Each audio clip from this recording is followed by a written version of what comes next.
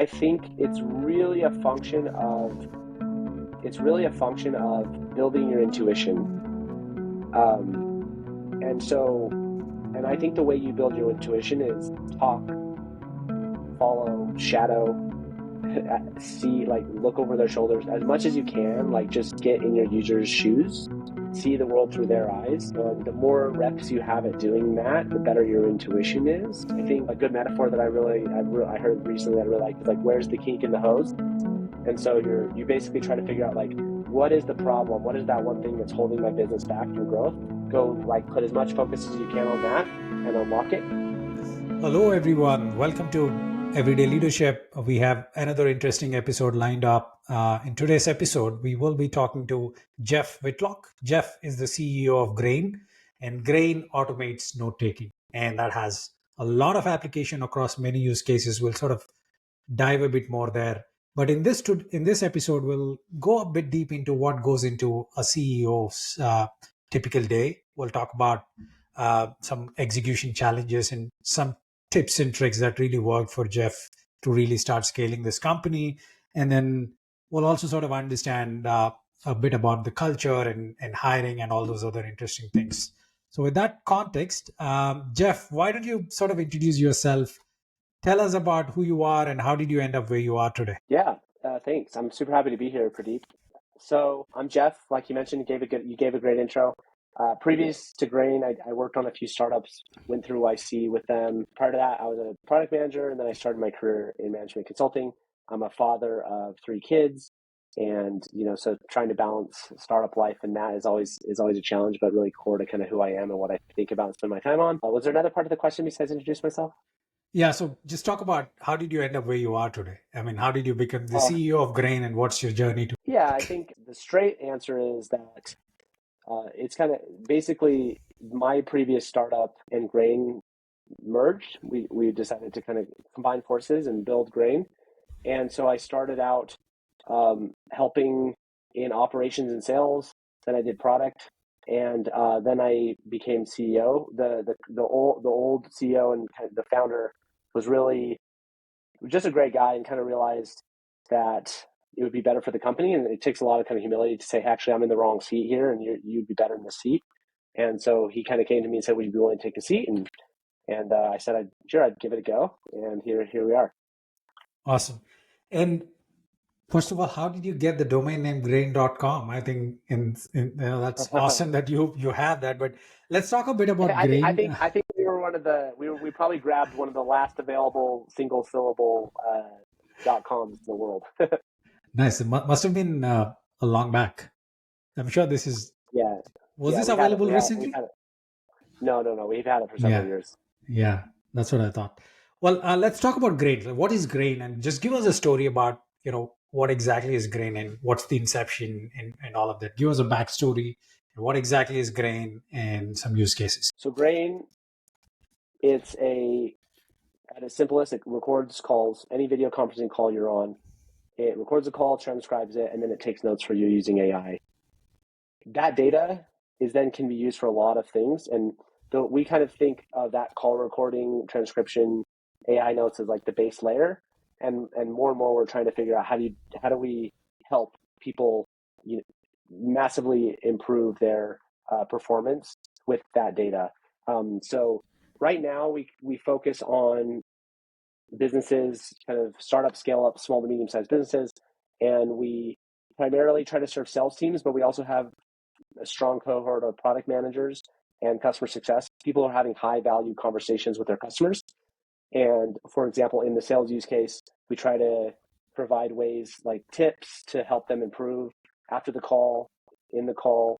We help sales managers understand if a deal is if there's something happened in the deal that they should be aware of and try to fix it. So we really kind of see ourselves as like this kind of AI co-pilot for high value customer meetings, basically. I see. And how do you derive context from a call, though? I mean, let's say if a sales process has maybe 20 sales calls, and do you need the cohort of those 20 calls to derive insights from all of that, or with just one call, then you can tell whether the deal is going well or not? Just an example question. I mean, this is an evolving science, right? AI is so new on the world, and so we're constantly iterating and trying to get better on this.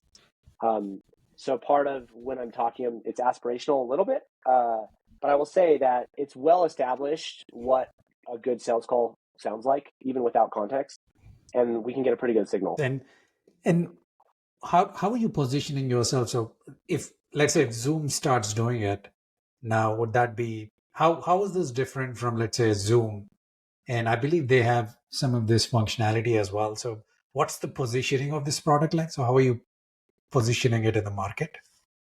Yeah, I mean, Zoom actually has been building a competitive product to us. I think they call it like revenue acceleration or something like that. I would say we are positioned in a pretty different way.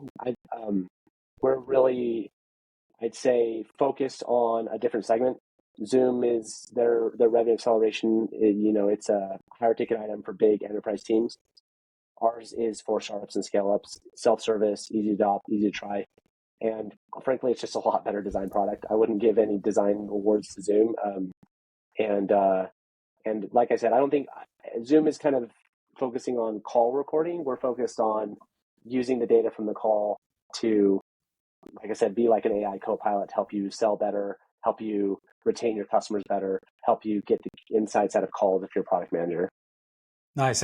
And can you help us? Can you give us? I mean, it's very interesting when you mentioned that you're positioning your product for startups and scale ups.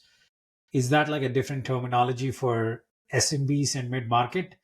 I'm just curious, like, how are you pitching your Yeah, product? it's a good point. I actually see them as separate things, to be honest. Like the way I think about it is so you could just say, I mean, I could just give you the numbers of like these are this many people, um, probably two in the weeds, but basically the way I see it is like startups are high growth entities. SMBs are not necessarily high growth. Mid market could be both. So the way I see it is like a startup is really just a startup could be an SMB, but an SMB is not a startup. And so I kind of see startups and scale ups as one class, and then SMBs to mid market as another class of things. I see. Yeah, that's very interesting. And how do you, what's your sales process like? Do you is this more of an outbound sort of reach out, or do you have any? The reason I'm asking is if you can share some insights and how to really reach out to startups and scale ups for similar products. If for the listeners, most of the listeners are aspiring founders of this podcast, so I'm Oh, wondering if nice, you could cool. share any insights in reaching out to startups and scale ups. Yeah, I'd say we don't run an outbound sales process. We have a primarily product led inbound process with the sales assist model. That being said, I do a lot of outbound sales. It's just my way as the CEO to make sure that I'm learning. I think outbound is a great way to learn really fast from the market, and so I think most founders should. I just got off the phone prior to that's one of the reasons why I'm running a little late. Off the phone with a founder who has been working for a really long time building his MVP, and I said, so do you have any sales yet? And he's like, no, I'm waiting until my MVP's done. And I said, don't do that. I was like, this week, go sell your business, sell your product to 5 people. And I was like, we'll talk next week and tell me what happened. And he's like, and so he took the challenge. And the reason why I told him that is because like you learn so much when you go into the market and try to get people to actually pay you money to do something. And so I still do outbound, so I can give you kind of thoughts on how I do it. But that's different though than creating like a scalable outbound process. It's like doing things that don't scale, to use Paul Graham's language. I see. We'll get into more of those details later, but can you help us understand what is your typical day like? So how does it look like? A typical day for you? It's not typical. So I mean, and as it should be, to be honest. I think as a leader of a startup, the way I think about it is I have one, maybe two. So a framework that I love for startups or business generals, like you have offense and defense. And the way I think about offense is moving the business forward. It's building new business. Defense is managing the existing business and preventing loss. And so the way I think about it is I always have one, maybe two, but usually I try to keep it to one offensive priority that I am driving forward, and that changes. And the way I think about where to find my time, where to basically put my effort into that offensive priority is like what is the constraining factor for growth? Like what's holding us back? A good metaphor that I heard recently that I really like is like, where's the kink in the hose? And so you basically try to figure out like, what is the problem? What is that one thing that's holding my business back from growth? Go like put as much focus as you can on that and unlock it. And so that's why it's different all the time, is because, if you're good, you're unlocking, you're unkinking the hose pretty fast. Maybe it's a month, maybe it's 3 months on a bigger project, but you're unkinking the hose, then you're finding the next thing. So so usually, like, basically I try to spend 2 hours a day on my top offensive priority. And then at least sometimes on Tuesdays and Thursdays, I try to spend 4 to 5 hours on it. Like I try to keep my day meeting free, and I try to spend most of my time on the offense priority. And then the rest of my time is usually defense. There's a lot of defense just to keep the existing business running. But all in all, I'm trying to spend the majority of my productive, best hours of the day on that offensive goal. Nice. That's an amazing framework. Could you share some examples of what is that one of offensive priority that you had taken on, and then where you had some interesting goals? If you can think of something. Yeah. I'll just tell you the last one and the current one. Because it's recent. So the last one was we were trying to get our conversion rates higher on new signups, and our sales assist close rates for our ICP higher, and that was actually 2 times ago. And then once that started getting to our target, I moved off that. And it wasn't like I just completely left it. I had like a plan in place and someone to kind of keep running, but I like figured out exactly like where the bottlenecks were, what we needed to change. And then I moved to basically realize this one wasn't necessarily like as obvious as like a kink in the hose, but it was something that I felt like we need to do, is like further differentiate our product messaging. So I worked on that for a while, like getting a little clearer, crisper view on like what we needed to build to further differentiate ourselves to market. That was about a 4-month thing that I worked on, maybe 3, a little bit a bigger one. And now I'm working on top of funnel, basically like trying to drive more traffic to our website. Nice. That's interesting. And can you sort of give us a sense into how do you keep a pulse on the execution side of it? Like, how do you know that all your employees are doing what they're supposed to do and that they're spending their time wisely and more productively? I mean, we're still a relatively, we're not huge. So I think that's going to become like a much bigger problem when, when we're bigger, but maybe it's still a bit of a problem. I think the way I think about it is like, if you worry about that, you probably don't have the right employees, and so I think there's more of a foundational problem if you're concerned about, are people working on the right things? I guess there's kind of two ways you can interpret that question. It's like, do people know what the right thing to do is? And then, they might know what the right thing to do is, but they're not doing the right thing because they're not necessarily focused, or they're doing other things, or they're not motivated, or whatever it might be. And so I'd say what I meant by it's like, you might not have the right employees is like, I kind of was assuming the second bucket, which is like, am I concerned that people are working or not, or they're not giving it back? No, because I think we built a great team and I trust everyone on the team.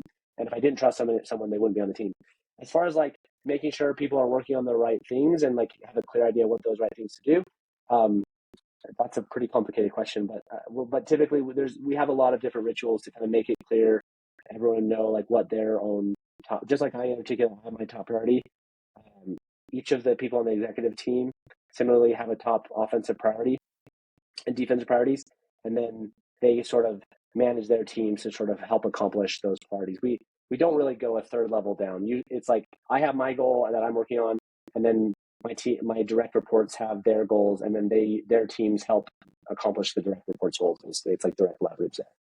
Nice. And do you use any frameworks there, like KPIs or OKRs or any fixed framework, or is just, given it's a fairly small team for now, it's just, I don't like OKRs. I think they're probably fine for, like, I know it's a controversial topic. I think OKRs are probably great for big businesses. I know, like, if you're a bigger business, you need some sort of like very structured framework.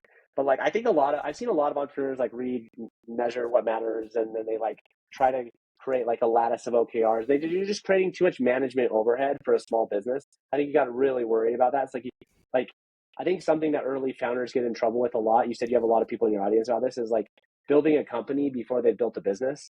Like to me, it's like building cascading OKRs is like building a company before building a business. And so we try to set very, very, very simple goals. It doesn't matter that it doesn't mean that some of the principles of OKRs aren't necessarily like incorporated in what we do. Like I do think that like we have like a qualitative like area things we're trying to achieve, and we try to measure our progress towards that qualitative objective. But it's just a lot more simple than that. Like basically, the way we kind of do our goal setting is like we have a guiding goal, like a thematic guiding goal. It's like this is what we're trying to do this year or sometime on that time frame, and then at any given point in time, the company has a few objectives that we're trying to accomplish, and then from those objectives, individuals goals like this is what I'm trying to accomplish. This is my priority this week that I was talking about, like my top priority that I'm working on. Nice.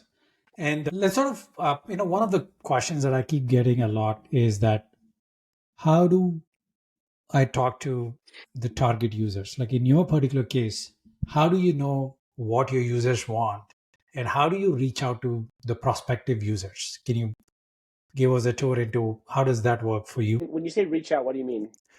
When you're trying to build a product. So one thing that you mentioned about is the Zoom can't beat you when it came to user experience. Probably you might be building something that users really want. How do you know what users really want? What's your process? Yeah. To me, I think it's really a function of building your intuition. And I think the way you build your intuition is talk, follow, shadow, see, like look over their shoulders as much as you can, like just get in your user's shoes, see the world through their eyes. And the more reps you have at doing that, the better your intuition is. I think a lot of people kind of see user research as like, I'm digging for gold and I'm going to find that key insight nugget and I found it. So you're just going to dig until you find the nugget. Like, I think that's just a lot. I used to have that mental model of user research, and I think a lot of people do. Like the gold hunting metaphor for user research is just not good. I think it's much more, you need to think about it's like intuition building. It's like I'm doing as much as I can to build my intuition and judgment about my users because I empathize with them, because I understand them, because I've been in their shoes a bunch. And that's why people who I think were doing a very specific niche job for a long time and understood that, like, and then go start a startup trying to be really good founders because they have like a very good mental model for how to solve those problems. Now, I think there's a lot that same phenomenon also is why there's like a lot of like, I'd say burned out spaces, because like, for example, like any tool serving a product managers is probably something you should be very scared of starting as a startup founder, because like every product manager thinks they have a better way to solve product managers' problems because they're product managers and they build. So like there are risks to that. But I think I think generally speaking, if you've done the job, that's like the ultimate way to get the empathy. But if you haven't done the job, the next best way is to sit in your user's shoes, talk to them, build intuition. And what that's a great point that you said. In your case, what is that process that helps you do that? Like, have you done that part already now that you know what your users want, or is No. continuous It's never process? ending. It never stops. If anyone says, "Oh, I'm done," it's never stops. So I do it through lots of ways, and I do it through, like I said, outbound sales. I still do outbound sales. I take inbound sales calls. I I will watch my support channels, and if I see an issue, I take support calls as a CEO regularly. I will do customer success meetings regularly, just where I'm meeting and talking to them. So I just basically just put my fingers in, or like get involved in lots of these touch points at different phases in the customer journey regularly. And sometimes I will do like a research campaign where it's like, I want to understand this better. Let me reach out to some certain segment of users in our base and try to get that. That does happen too. We do that. Nice. And did you guys start acquiring customers after building the product, or before building the product, or during the product? What's your early customer acquisition like? Yeah, I'd say we started acquiring customers, a little bit of both. Like we did sort of like joint development with customers, and then we had people using the product before we charged. We had like kind of like a free early access. I don't think how we did it was the best way though in hindsight. So I wouldn't necessarily use it as a model. I see. And what's your team set up like? So all the folks that are working on this on this thing or around in Utah, or are they pretty much everywhere? We have kind of a core, like our executive team is in Utah, Mhm. and our engineering team is kind of all over the place. I think a lot of new interesting companies are brewing in Utah's, and I keep hearing the I name think a so. lot these Yeah. days. Yeah. No, it's. I mean, It's Utah had way back in the day, WordPerfect, and a lot of the early Silicon Valley graphics people were from University of Utah, and so it had like a very kind of early tech scene. mm, And then that sort of spawned some of the initial kind of cohort of companies, of which you've probably heard, like Qualtrics, for mm. example, Omniture. So there were a couple of like that first cohort of companies had some great exits, and now the next cohort and generation of companies are being built, and we'll see how it goes. But there's a lot of interesting stuff happening. Nice. And what's the talent setup like? So do you get to hire a lot of the folks there, or do you have to reach go outside of Utah to really tap into some talent? We hire a lot. Like I said, we only have our core executive team in Utah. We have most of the team is actually still outside of Utah because it's like engineering Mm, and some support mm, folks. Um, but funnily enough, I'd say everyone on the executive team either went either what grew up in Arizona or in Utah, and they're sort of like they're sort of part of the diaspora that came back, that's coming back, or they went to a university. Like in one of our team members went to one of the local universities, and so he was willing to see if there more. nice. And yeah, so one question that I sort of wanted to get a bit more idea in terms of what market does this fall into? Like, is this part of, when you, as this part of the product comes under what portion of it? Is it a human capital market or HR space, or where does this CRM space, like, where does this You're fit saying into? Like, grain? what's the TAM? What's the TAM for this product like?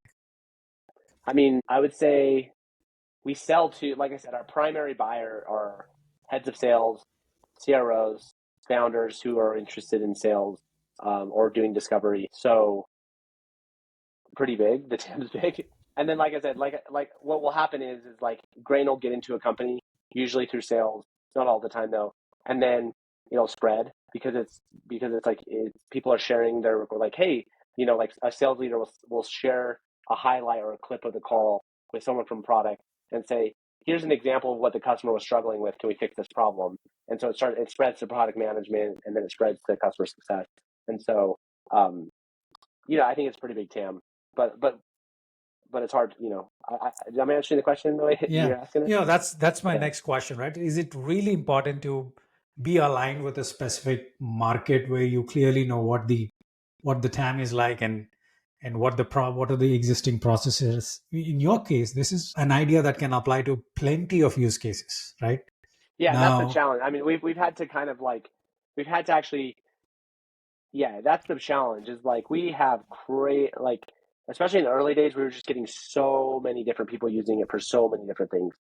The market has since gone a little more crowded and a little more developed, so we don't see that as much. But I'm telling you, like so many use cases. Like I'm podcasting, and I'm going to use Grain to record the podcast, or I'm doing webinars, or I'm a research student, or even I'm a doctoral student doing I'm a professor doing deep qualitative research for my PhD. Like we just saw a very, very, very, very wide variety of interest of use cases, and hiring is one we still see a lot of, like people recording their hiring calls. So we kind of that in some ways that was challenging because we kind of got distracted by some of the feedback and some of the data from those many, many use cases. Since we've really honed in on what we're trying to accomplish and got more focused. and it's very interesting that now you have a clear focus in terms of sales, right? So sales, is that by choice? Like, did you want to focus now that it's going everywhere? Might as well channel it in like one direction. Let's just focus on all sales folks and make sure we have it on HubSpot and Salesforce and all of that. Is that a deliberate choice that you guys made? I would say yes. Is it important? Do you think does that help, having a clear focus on a specific set of audience? Yes, a lot. I think I think the challenge is like here's my analysis of what happens a lot is that somebody we all know the super successful general SaaS products like Notion, Figma, Slack. So you look at these linear is becoming that in a way, but you look at like these types of products and you're like, oh, I want to build a company like that. And so you kind of like want to build this like horizontal, everyone use it, viral product. But in many cases, if you actually look at the detailed history of how these products started, it actually didn't work the way that you thought it did, and it wasn't like horizontal viral overnight. They actually had a lot of focus, and then they kind of expanded their focus over time. Um, so I'm not saying that you can never build just a general utility SaaS product, but generally speaking, like if that's the case, you got to have like really strong single player that can convert to multiplayer. You have to have incredibly short time to value and low friction with adoption and a lot of network effects. That's my framework for like the types of products that kind of work like that. And um, if they don't have a strong in all those core areas, like I would really encourage you to sort of pick a very specific vertical. Then you can build a product with opinion, and an opinionated product I think will win a lot of times. The problem with I see. horizontal is oftentimes you just don't have opinion. And did you pick this idea because it has all those ingredients attached to it? It Or doesn't. That's what I'm saying. We thought it did. Like we initially like, oh, grain can be this, but it didn't have some of those ingredients, and so that's why we ended up focusing. Like we ended up realizing we need to focus to win and to make some progress here. nice. And then maybe as time goes on, we can sort of maybe open the aperture again. But like starting with the aperture open wide was very problematic. Yeah, agreed completely. And did you guys validate this idea before, or you just jumped into it? Like, is this the same idea that when it started and is now at the core idea level, or did it change and became something else? Yeah, I mean, obviously, yeah, there was validation discovery. We could talk about what validation means, and there's some nuance there, but yeah, that happened. Yeah, I'd say the core idea, this basic idea that basically the early thesis was like a bunch of calls, like video conferencing back when Grain started was much more. It was pre-pandemic, so it was like much more niche than it is now.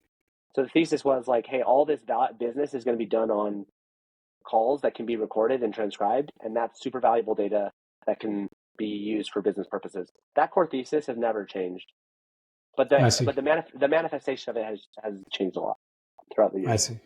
I see. Very. I know another company, Otter. I think the Yeah. founder is in my network as well. Oh, nice. I think they have a pretty good integration. I think Zoom behind the scenes, I believe, uses Otter to transcribe and things like that. And do you do that yourself, or did you build a product to transcribe and all of that, or you depend We on use a third part. party? We use a partner. Okay, awesome. Well, and could you share some insights around fundraising? And this is a Series A company, right, Jeff? Or what stage Yeah. is this in? Yeah. We're post Series A.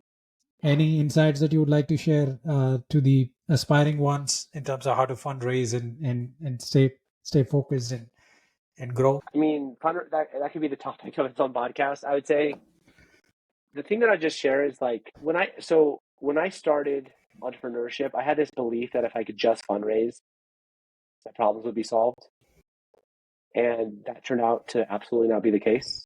In Grain, in my first business, we raised money and then it failed after we raised. In Grain, we raised a lot of money, and we're still figuring it out. Like we've had some success, but there's still a lot more success we need to have to win. And so, what I would say is like at the end of the day, your North Star should always be your business. If you have a good business, people will invest in it. And so, yeah, there are definitely fundraising tactics and things you should do fundraise. I'm not diminishing that, but I think more than anything, I'd say like just focus on your business. And if you're in a place where you can't focus on your business because you need money, or if you feel like you need to fundraise because your specific market requires it to make more progress because it's deep tech or whatever. Totally, there's lots of valid reasons to fundraise, but don't let fundraising distract from always building your business. Because at the end of the day, like if your business is good, if your technology is good, you'll raise money. Investors want to back invest into businesses, especially now. Especially now. Yeah. Thank you for that. And we're almost there at the end. The last segment is I have a series of questions that I'll ask, more like a rapid fire, you can call it, Okay. lack of a better word. What is that one favorite book that you would recommend to other founders or for other people? Like a business related book. Anything, any of your favorite book that you would recommend. I'll do a non-business and a business. Okay. Now for business, I would recommend Good Strategy, Bad Strategy by Richard Rumelt. It's a very, very, very good business book. It's the best I've ever read, probably, for thinking like a business leader. Well, dang, that or The Effective Executive by Peter Drucker. Those two books. I think you could read them many, many, many, many times, and you would benefit every time. On the non business side, I would say there's a book I really love, and it's still probably my favorite book this day, called The Righteous Mind: Why Good People Are Divided by Religion and Politics. It's a really great argument for understanding like why people believe what they believe, and how people who see the world different from you why they see it different from you, and how actually and it just causes you to kind of understand sort of the divisions and the rifts that you can sometimes see, and by understanding it, you can have more empathy. And so I think it kind of takes you outside of the game a little bit, and so it's one of those books that kind of really changes your perspective, and I think it's made me a lot more understanding of people that I'd rather just be angry at. Nice. And who is your favorite entrepreneur? That's a good question. That is a really good question. It's hard to say. I like Brian Chesky, I think. Nice. Never give up. Airbnb, Brian Chesky. I think he's probably one of my favorites. Yeah. Nice. And what is that one life hack that sort of helped you live a better life? One life hack: having kids. Life hack. The best hack. Awesome. I mean, is that cheap? I don't know. It's just I think having kids, it definitely is a sacrifice, but I think it just imbues everything you do with so much purpose, and then just makes you so conscious of your time. It just, the value of your time to yourself just gets so much more valuable, that I think it has a lot of like cascading impact. Nice. Well, thank you so much, Jeff. But you have, what would you like to share about Grain to the prospective leaders or people who are really interested in this product? I would like to say, try it. It's easy. Go to grain.com and you can try it for free. Super easy to try. And I would say that if you're not using Grain, you should be using something. Just you're spending all day working remotely, having these calls with your customers, with your team. There's super valuable data happening on those calls, and if you're not using something like Grain, that data is just gone with the wind. But now with AI, that data can be crazy valuable for your team and help your team be a lot more productive and get more value out of the time itself, because you can be focused instead of being like, oh, hey, I have to type this note here. So I just think it's just the new way to run a business, especially if you have any kind of remote conversations with your customers. Like, you need to be doing this. Awesome. So grain.com, it is for everybody. I think go to grain.com and give it a try. I personally find it extremely valuable. And for founders, if you're having a lot of these user interview calls, might as well do it on grain.com. Exactly. We have a lot of people who do that. Yeah. Awesome. Thanks, Jeff. Really appreciate your time and all those valuable insights. Thank you again. Thank you, Pradeep. It's been a pleasure. It's been super fun.